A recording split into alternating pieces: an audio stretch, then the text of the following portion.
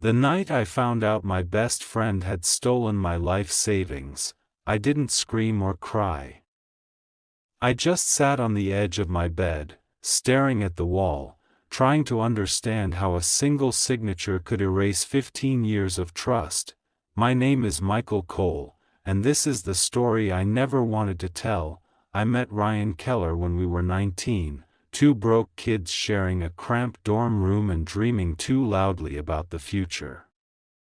He was the kind of guy who made friends in 5 minutes, easy smile, quick wit, always knew what to say. I was quieter, more cautious, the one who balanced his impulsiveness with spreadsheets and plans. We were inseparable. We studied together, partied together, failed exams together, and eventually graduated together. When my father died suddenly in my mid-20s, he left me a modest inheritance, nothing extravagant, but enough to change the trajectory of my life if I was careful.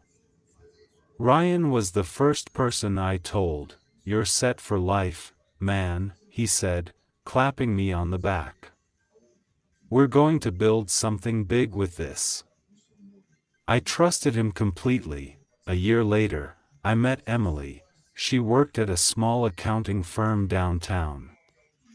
Smart, soft-spoken, the kind of woman who listened more than she talked. Our first date lasted 5 hours. By the third month, I was convinced she was the person I would marry. Ryan adored her. "You finally found someone who can put up with you," he joked. The three of us started spending time together, dinners, movie nights, weekend trips.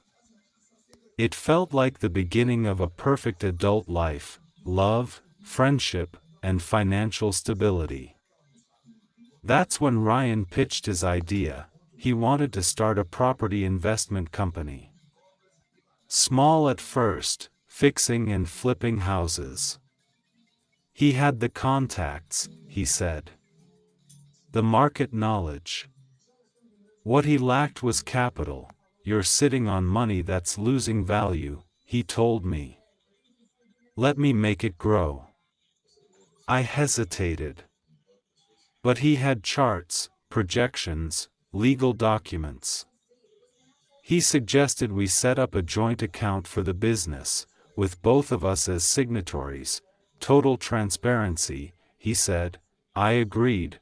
The first year went well. We bought 2 properties.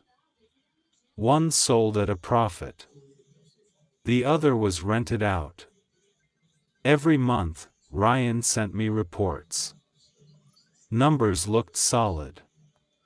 My savings grew. Emily was proud of me. "You're building something real," she said one night, resting her head on my chest.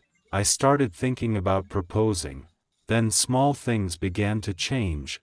Ryan became harder to reach. Reports arrived late. When I asked questions, he'd laugh them off. "You worry too much, Dan. Trust me." And I did, because that's what best friends do. The first warning came from the bank. I received a routine statement in the mail and noticed a large transfer I didn't recognize. $18,000 moved to an unfamiliar account.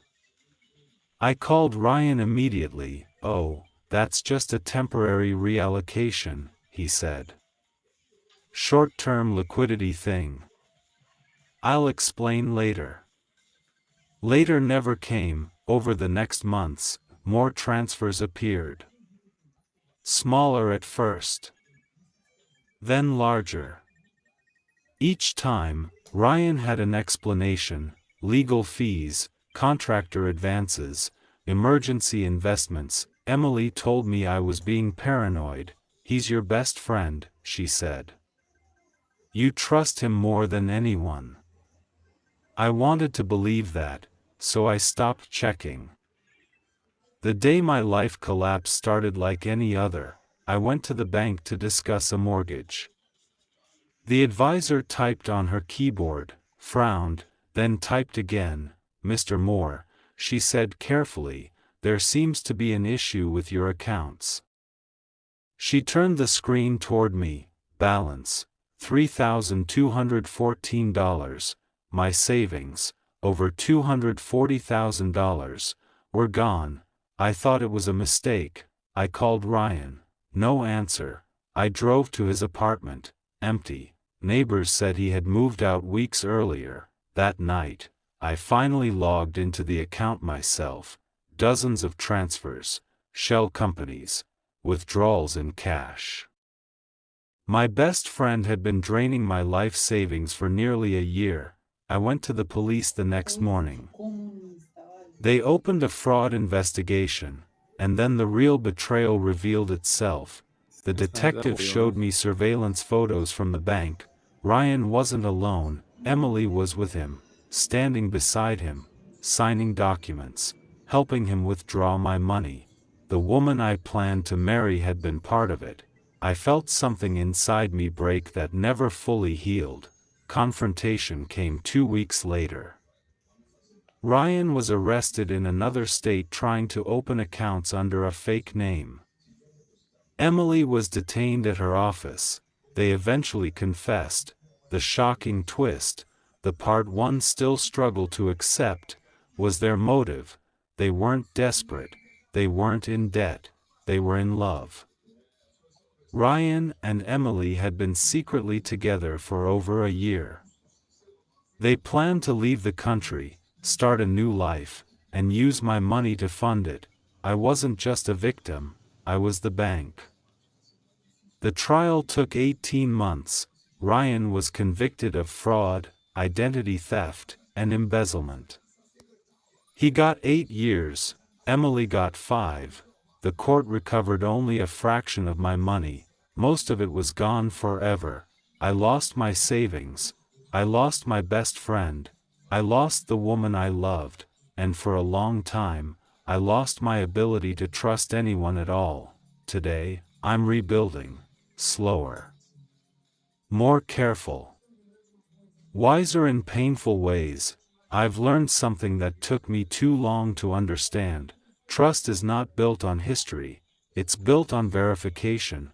Love is not proven by words, it's proven by integrity. And loyalty is not measured by how long someone has known you, but by what they do when they think you'll never find out. The moral of my story is simple, and it cost me everything to learn it.